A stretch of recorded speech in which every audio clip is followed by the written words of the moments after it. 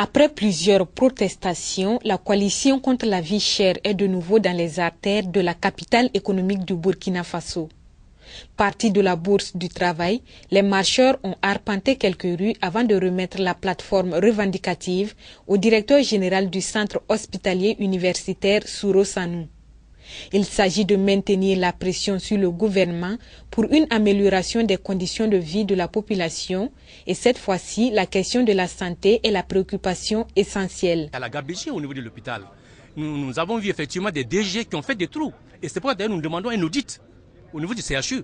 Il faut un audit parce que y a des marchés sont passés et ça c'est pas le ministère qui le fait. Ça c'est au niveau effectivement de l'hôpital, du centre. Les marchés sont passés de gré à gré et ça c'est un problème. Vous imaginez qu'effectivement, parce que tout simplement on n'a pas payé un fournisseur au niveau de l'oxygène, on a des cadavres. C'est pas normal.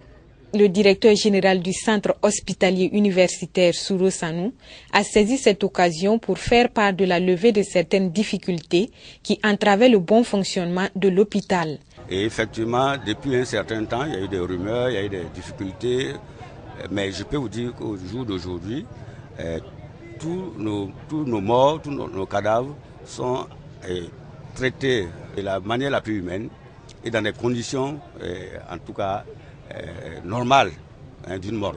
L'oxygène aussi, lors de notre dernier Air Liquide est venu faire une communication lors du dernier conseil d'administration et après des engagements.